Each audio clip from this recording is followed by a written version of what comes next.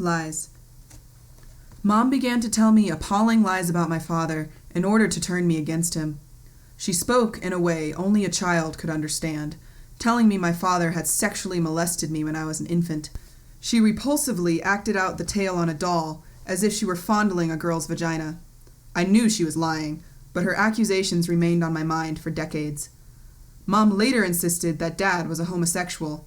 She spoke about homosexuality as disgustingly as she could, but I didn't understand what the problem was.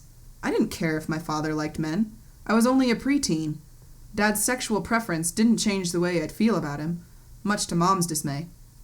Dad later told me he wasn't attracted to my mother any longer, but he wasn't gay.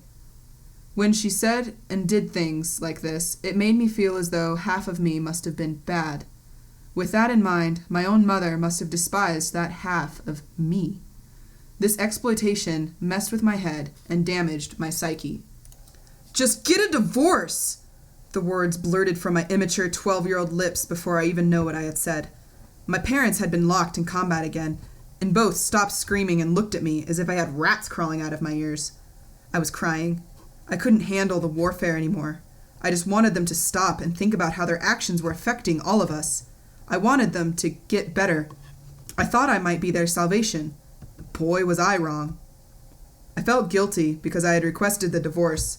I felt worthless, like their damnation. Although I was a third party in this battering parental relationship, as a child, I was effective cognitively, emotionally, and physically. My outburst was all Mom needed. The okay to leave my dad. Why can't I ever keep my big mouth shut? When Mom and her best friend, not a judge or lawyer, sat me down and asked me whom I wanted to live with, I chose Mom. My father wasn't there. Court hearings were all so partial. I didn't know what else to do. My mom needed help, and Dad didn't. I never had a real choice growing up. The only choice I ever had was how to accept both sides of Mom. As children, we tend to suppress things that are done to us by those who are supposed to love us. Within days, Mom had devised a plan and maxed out all of Dad's credit cards in order to bring that scheme into fruition. The levee broke when Dad left for work. Mom kept me home from school, and in record speed, she packed up our entire house, absolutely everything, and left him. As she ransacked the house, she wore the ever-familiar impious face with pursed lips, the face of the other Mom. I feared that confrontational, hedonistic, self-righteous, and hostile face. She took every piece of furniture, even the silverware. Mom even laughed out loud to herself as she stole the ice trays from the freezer, sending a biting shudder down my spine. I just stared at her, standing in place and feeling utterly empty and frightened. But she wasn't finished hurting him yet. She took a bottle of bright red antiseptic mercurochrome and splattered it all over the bathroom walls. She proceeded to demolish everything she could. She trashed our house, and I did nothing to stop her. I loved my father, and certainly never wanted anyone to hurt him. I can only imagine how he felt arriving home after 11 hours at work to an empty and vandalized house. Opening the front door, I'm sure he must have thought we had been burglarized.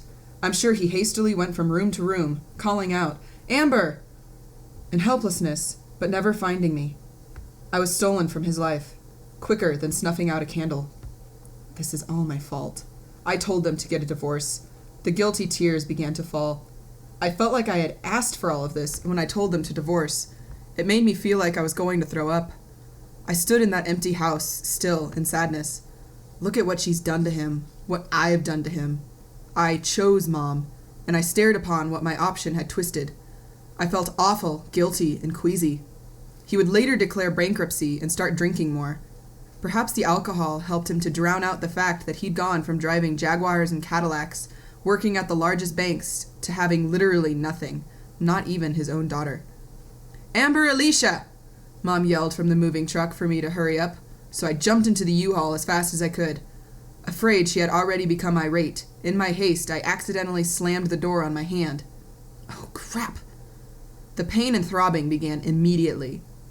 Mom began to drive away, and the only way to remove my hand would be to open the door. If I opened the door while Mom was driving, she would surely become venomously angry. I would delay her. I knew she was manic and could go off on me at any second. I slumped deeper into the passenger seat. Even if it was broken, I decided I would not move my hand until Mom decided to stop. I wasn't about to make her annoyed with an unplanned hospital visit. My hand pulsated in the doorframe, but I didn't move a muscle. Mom pulled into a gas station after a short while. I cracked open the door so she couldn't hear, wincing. I cradled one throbbing hand with the other. I was nervous about investigating my wounded hand. She'll be so angry if it's broken. It hurt like heck, but I could move my fingers. I was relieved that it was only severely bruised and not broken. Thank God, a broken hand would infuriate her.